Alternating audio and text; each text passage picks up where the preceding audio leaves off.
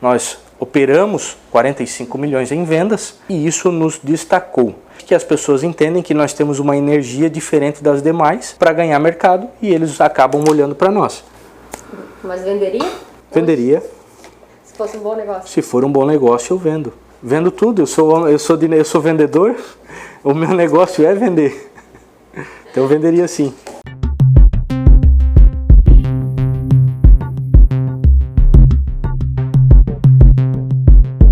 Bom dia, Robson. Obrigada pela entrevista. Você começou sua carreira no setor imobiliário vendendo loteamentos no litoral.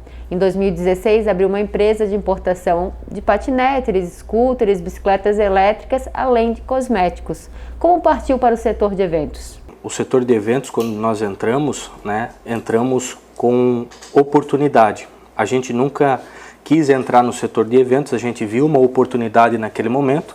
Diante da pandemia e de tudo que tinha acontecido com o setor, a gente fez uma análise e viu o quanto o setor é grande no Brasil, o quantos bilhões ele movimenta, ele participa 4% do PIB brasileiro e que estava parado naquele momento. Assim como lá no loteamento a gente começa a investir até a gente ter retorno, o payback de loteamento é sempre acima de 7 anos, então eu entendi que o setor de entretenimento um momento voltaria.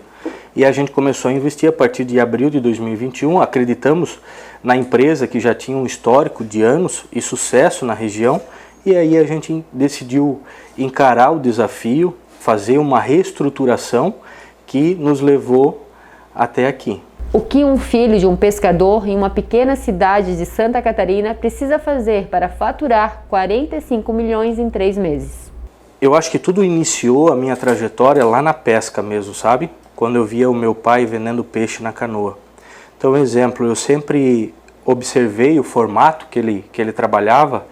Eu com 10, 11, 12 anos eu ajudei a fazer filé de peixe com ele na praia e eu via o esforço que ele fazia para vender. Então, o que ele fazia? Ele sempre berrava muito alto, chamava o veranista até a canoa dele, abordava e já ia enfiando o peixe na sacola, empurrando o peixe. Então, meu pai sempre foi um bom vendedor. Eu acho que o sucesso de faturar é vender, é oferecer mais. Eu sempre brinco com o pessoal que quem não vende mais é porque não oferece mais. Às vezes você tem um amigo dentro da tua casa e você deixa de oferecer algo a ele e ele vai lá e compra de terceiro. E aí você fica chateado. Poxa, por que você não comprou de mim, mas você não me ofereceu? Isso muito acontece. Então eu sempre aprendi desde lá da pesca que oferecer, aparecer, estar presente, tirar o TBT, tirar a bunda da cadeira, faz toda a diferença. Ir atrás do cliente, conversar com o cliente, entender o cliente e assim fechar os negócios. Foi assim pelo menos que eu fiz. Muitas empresas quebraram durante a pandemia de Covid e o senhor comprou um negócio falido. O seu negócio tinha justamente como foco o setor de eventos. Como foi essa virada? O grupo não comprou apenas, eu não comprei apenas a Ingresso Nacional. Em março de 2020, quando tudo fechou, eu assinei a compra de um loteamento também, num valor de 8 milhões de reais na época, e que também fez parte do desenvolvimento. Então eu investi no momento de crise em 2 setores com mais força. Foram o do loteamento e depois do entretenimento. Foram que eu dei foco total. O que aconteceu? Nós tínhamos uma empresa que é a Rave do Brasil, nós temos a empresa que é a Rave do Brasil. A Rave foi em 2016 pioneira na importação de scooter elétrica, patinete e bicicleta assistida. Quando veio a pandemia, nós estávamos com um estoque muito alto. Só que as pessoas, quando veio a pandemia, elas ficaram em casa e elas começaram a procurar coisas para fazerem. E o nosso estoque de mercadoria, que nós achávamos que ia ser um problema, começou a derreter muito rápido. A gente começou a vender muito naquele momento e sobrou dinheiro e a gente estava na incerteza, o dólar subindo, frete internacional subindo. Nós pensamos em diversificar em outras coisas. Então vamos pegar esse dinheiro e vamos investir em outra. Então eu fui lá e comprei um loteamento que estava paralisado há muitos anos para começar a desenvolver ele novamente. E a gente veio também aquele boom da venda imobiliária. Então a gente pegou o boom de 2020 que vendeu, quase todas as construtoras venderam todos os apartamentos, setores imobiliários ganharam muito dinheiro, tem hoje uma nova onda de construção, porque o que veio na pandemia levou tudo. A baixa dos juros, a baixa do acesso, a facilidade do acesso ao crédito. Então isso tudo nos facilitou naquele momento. Nós estruturamos, estávamos com dinheiro e aí a gente viu a oportunidade da Ingresso Nacional. Então, na verdade, o que aconteceu foi oportunidades pontuais que a gente conseguiu, graças a Deus, estar inserido no setor e ter sorte que a pandemia, em vez de nos derrubar nesse setor, ela nos potencializou. Uma delas é a Intervalo Comercial S.A., que é aqui em Itajaí, na terra de vocês, que nós crescemos 21% no momento de pandemia, que foi na área de estética. Que essa empresa nós trazemos consumíveis para clínicas odontológicas, clínicas dermatológicas, tricologia na área de tratamento capilar. E nós tivemos sucesso nesse período, porque as pessoas em casa elas começaram a se cuidar mais, elas começaram a se olhar e ver o que elas poderiam fazer. Você injetou na Ingresso Nacional 22 milhões. Esse dinheiro veio justamente das empresas que o senhor já mantinha? Exatamente. Então o que acontece? Na Ingresso Nacional, nós assumimos uma empresa que ela tinha um déficit de caixa, ela tinha um problema, né, pois ela ficou parada há muito tempo, né, e ela manteve a sua estrutura e isso consumiu muita energia financeira dela. Então nós assumimos esse déficit e nós reinvestimos na empresa. Nós reinvestimos em tecnologia, reinvestimos numa sede própria, reinvestimos em marketing, reinvestimos em reestruturar, de trazer pessoas de fora da área, de valorizar os nossos colaboradores no salário. Então tudo isso foi investimento que a gente fez. Obviamente que a gente também teve que comprar algumas carteiras novas, então a gente teve que ajudar o nosso produtor também. Nós demos aquela injeção para a roda voltar a girar, então tudo isso dependeu desse investimento. Então, exemplo, quando se fala em investimento na Ingresso Nacional, né, eu sou o CEO da companhia, mas eu também não estou sozinho. Eu também tive os meus sócios, as outras empresas, todo um grupo por trás que me ajudou nesse investimento. O pós-pandemia é incerto ainda, né? O número de positivados, a ocupação hospitalar e as mortes voltaram a subir. Como fica o setor de eventos? O que acontece? A Ingresso Nacional ela procurou diversificar o formato de venda de ingressos dela. Nós não operamos hoje apenas shows ou baladas, né? Nós somos muito fortes em feiras de agronegócio, grandes feiras, que elas começam a abrir com força a partir de março, que é a colheita. E nós temos hoje, que graças a Deus nós estamos num momento ainda muito bom, que a gente acabou o Réveillon agora, começa o Carnaval, para muitas cidades ainda tem Carnaval. Então, exemplo, nós sentimos com a Omicron uma baixa de faturamento em janeiro, mas já sentimos uma retomada muito forte agora em fevereiro. Então, exemplo, no meu projeto, né, de crescimento da empresa está dentro do que eu tinha feito de média mínima e máxima. Nós estamos continuando a crescer.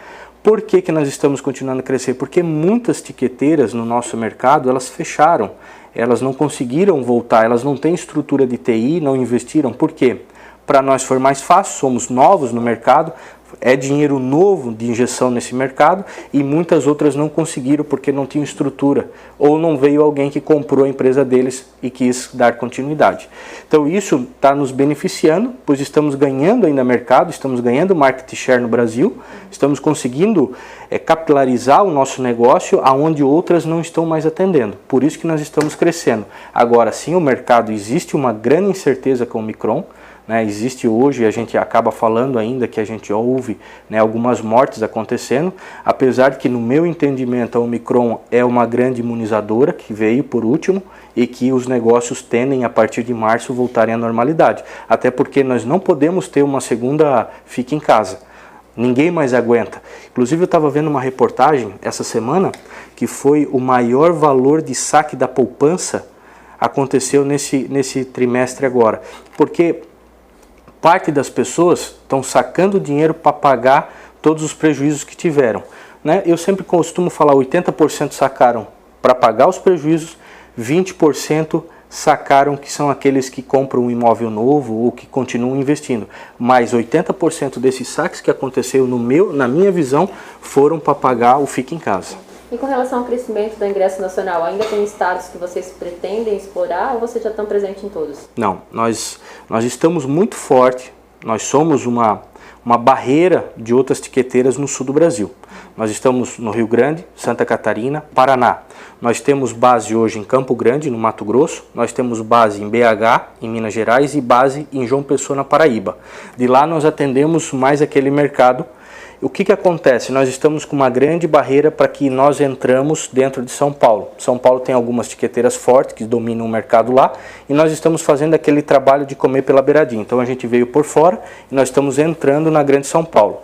O que acontece? Os grandes eventos que nos interessam estão mais nas cidades litorâneas, mas São Paulo é um grande polo de eventos que são rotineiros durante o ano. Então a gente quer estar lá também, mas a gente está fazendo o trabalhinho de comer pela beiradinha. O senhor é de Barra Velha, uma cidade que começa a se destacar na construção civil. Balneário Camboriú, Itapema, Balneário Pissarras já estão na frente. Como grande empresário, como o senhor enxerga esse setor no litoral catarinense? Então, exemplo, eu nasci em Joinville, vim morar em Barra Velha, né, recém-nascido, investi muito dinheiro na minha cidade e abri os olhos há uns anos atrás para Araquari. Meus loteamentos hoje estão no município de Araquari e eu tenho terrenos, sou terrenista hoje de permutas dentro de Barra Velha. O que acontece? Eu enxergo que Barra Velha ela teve um atraso político, muitos anos, teve uma dificuldade, uma disputa, uma briga interna municipal, e assim a gente ficou para trás de Balneário Pissarras. Penha pegou, né, o Gravatá, que foi um grande polo construtivo de navegantes, e aí o que acontece? Penha e Pissarras, Penha conurbou isso tudo, ela juntou e ela tem o Beto Carreiro que faz grande marketing para o município. E eu vejo que Barra Velha chegou a vez agora. O que foi a grande decisão de Barra Velha mudar para esse desenvolvimento imobiliário? A alteração no plano diretor para que aumentasse os gabaritos dos prédios lá. Hoje permite normal lá 18 pavimentos nas zonas urbanas, e você pode fazer solo criado, que é a outorga onerosa, até 30 andares. Esse foi o grande passo que Barra Velha deu para trazer os investidores imobiliários, os incorporadores para a nossa cidade. Eu acho que agora nós estamos fadados ao crescimento, Barra Velha não consegue mais parar, não depende agora mais só de política, porque quem faz o desenvolvimento da cidade realmente é o empresário, não é a política. A política tem que manter o básico da cidade. Agora quem desenvolve mesmo o município é o empresário, não são os políticos. E eu acho que agora chegou a vez de Barra Velha crescer no setor imobiliário. Nós temos grandes lançamentos lá, se eu não me engano são mais de 1.500 apartamentos já lançados em Barra Velha, né, para os próximos anos serem construídos, e eu acredito num grande desenvolvimento lá. Uma tendência que ocorre já nos Estados Unidos chega ao Brasil e envolve famosos, lutas, músicas, atrações. O setor de entretenimento ganha com eventos que unem lutas e famosos? Eu acredito que sim, porque o produtor ele produz. Então, quanto mais você produzir um bom evento, mais número de acessos você tem, mais público você tem. Eu acho que existe uma grande revolução digital vindo, né, que já está aí. Eu sempre falo que nos últimos 10 anos a gente viu lá, né, o Messenger. Quem viu, quem teve acesso ao Orkut, ao Messenger, depois veio o Facebook. Antigamente a gente fazia uma videoconferência pelo Skype, né? E hoje a gente faz pelo FaceTime do celular. Então eu acho que os últimos 10 anos a gente evoluiu muito. Só que imagina que esses 10 anos o que a gente evoluiu levou 50, 60, 70 anos, porque a internet ela veio desde a Segunda Guerra Mundial. E ela começou a ter acesso às pessoas em 95, quando as pessoas começaram a ter computador em casa. E eu acredito que nos próximos 3 anos agora, a evolução será tão grande que o que nós estamos falando hoje será diferente daqui a 3 anos. Eu entendo que o mercado do entretenimento está acompanhando essa evolução. Um exemplo foi que eu estava no Rio Innovation, no Rio de Janeiro, e eles lançaram um produto que para as tiqueteiras ou para os produtores da seguinte forma. Hoje nós estamos começando a fazer, pela Ingresso Nacional, jogos e estádios. Né? Inclusive nós fizemos o Marcílio Dias agora dias atrás. O que acontece? Nós compramos 4 cadeiras em pontos estratégicos dentro do estádio. A gente coloca uma câmera 360 graus dentro do estádio, você pode assistir pelo streaming da sua casa, né, num óculos 3D, você vê a bola, você olha, você vê que está do lado de uma pessoa, mas você está em segurança na sua casa. São novidades que estão vindo para o entretenimento, que eu acredito que é esse novo formato digital que está trazendo.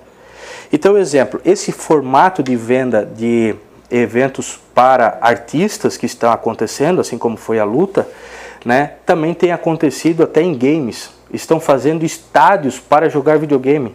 Eu não tive esse privilégio na minha infância de jogar videogame, de gostar desse tipo de brinquedo, mas hoje virou um esporte muito respeitado e um dos esportes que mais receberam investimento nos últimos anos. Então eu acredito que estão no caminho certo e eu acho que essa mudança ela acontece naturalmente. A grande sacada ou um segmento natural dos eventos é justamente o streaming, né? O streaming. Porque as pessoas muitas vezes elas querem participar, mas não querem se deslocar de sua casa e assistir em casa. Como que vocês estão investindo? Vocês analisam o evento, se vale a pena não fazer o streaming, a venda? Como que vocês... Hoje a Ingresso Nacional não está fazendo streaming. Nós estamos olhando para fazer e como fazer. Nós estamos entendendo. O que eu trouxe é que existe essa novidade no mercado, existe esse formato de venda sobre streaming. Eu acredito ainda que para o nosso negócio, que é venda e gestão de ingresso, nós continuaremos sem investir muito recurso nesse setor. Por quê? Eu ainda continuo acreditando que hoje as pessoas querem a experiência de estar em loco, de tocar, de conversar, de falar tal.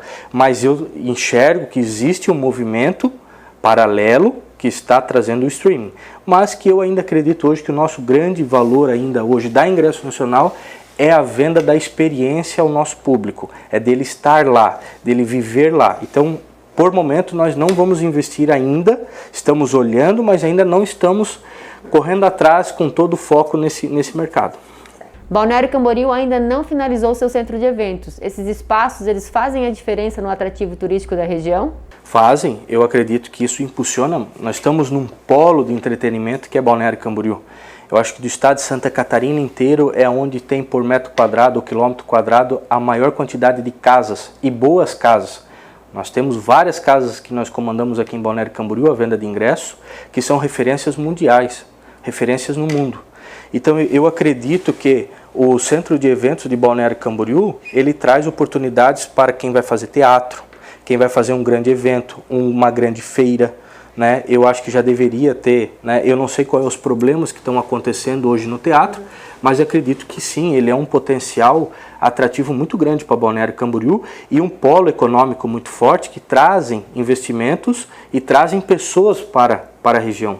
O atual governo federal possui um forte discurso contrário à China e bastante atrelado aos Estados Unidos. Isso não atrapalha um mercado fortemente amparado no comércio bilateral com os chineses? Eu acredito que não. Nós temos sim hoje, tem uma dificuldade até mesmo de entrarmos na China hoje com uma barreira lá. Nós não vamos ter feira novamente esse ano, eu acredito. A feira é onde a gente vai buscar as novidades para trazer para o Brasil. Nós somos o maior exportador de soja para a China. Nós somos um mercado que a China depende muito de nós. Hoje, o alimento da China é muito produzido aqui no Brasil. E se eles tiverem dificuldade de exportar daqui para lá, eles têm dificuldade de importar também. Então sempre existe essa balança comercial entre Brasil e China. Eu não vejo essa dificuldade nos nossos negócios de importação. Eu vejo sim que existem novidades que a gente não vai conseguir trazer para o Brasil, né, que a gente não está tendo acesso porque devido à Covid a China está fechada ainda e eles estão racionando muitas coisas lá, inclusive um dos racionamentos lá é em alimentação. Então eles dependem muito do Brasil. Agora, o que aconteceu? Todo o comércio internacional, ele é taxado em cima do dólar, ele é trabalhado sobre o dólar. Veja que nós importávamos em 2016, 2017, ao custo de 2.000 a 3.000 dólares um frete internacional. Nós chegamos ao frete internacional a 18.000 dólares. Você veja o tamanho desse aumento em dólar para nós, que o dólar saiu lá de R$4 e foi a 5,70 na maior alta. Então isso dificultou muito a importação para o Brasil. Perante aos Estados Unidos, que saiu dos 2, 3 mil dólares e foi para os 10 mil dólares, para eles, pouca diferença fez, porque para eles é 1 por 1. Para nós não, para nós saiu de 1 para 5,7. Então isso dificultou para o brasileiro importar, mas porque o nosso câmbio é tratado em dólar, não porque existe briga ou por qualquer outra coisa. Você começou no mercado imobiliário, depois exportação, importação e em seguida veio esse start para o setor de eventos. Como a oscilação do dólar ela impacta os setores onde você atua? Olha, no setor de eventos, não tem grande impacto, muito pouco, né? O que eles importam, o setor de evento hoje importa telas de LED, iluminação, som, essas coisas. Fora isso, é tudo produzido no Brasil. Agora, o que acontece na minha empresa de importação, como a Intervalo, nós tivemos que ter mecanismos de importação mais rápidas. Por exemplo, nós começamos a importar via aéreo. Via aéreo nos deu comodidade de estar com o produto no Brasil em 20 dias, 30 dias no máximo, enquanto a gente levava até 90 dias numa importação normal, que é via container. Então, exemplo, essa modificação de nós trazermos o produto para o Brasil, a gente teve que se reinventar, a gente tem que estudar diariamente, a gente tem que entender como a gente vai fazer. O que mais nos afeta é nós não podermos saber quais são as novas tendências que estão vindo por nós não estarmos presentes lá. Isso é o único problema que a gente vê hoje.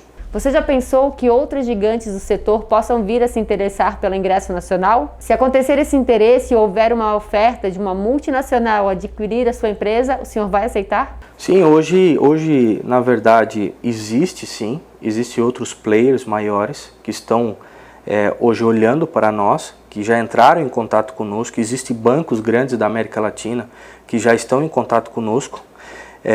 O que aconteceu com a nossa arrancada, né? Nós saímos na frente de todas as etiqueteiras.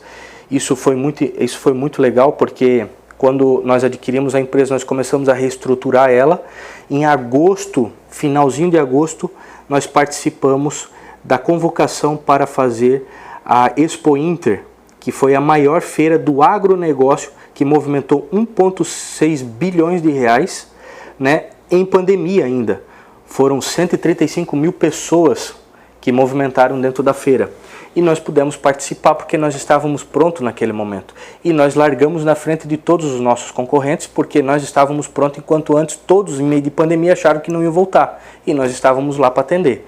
Então, eu penso que isso nos deu visibilidade nacional, porque nós operamos uma grande feira. Então, outras feiras do agronegócio, pecuária, nos procuraram para que a gente, poxa, vocês conseguiram fazer, como é que vocês fizeram o API com o Estado para fazer o controle das pessoas, o controle de acesso ao Covid e tal. Então isso tudo foi novidade que a gente implantou naquele momento para poder participar.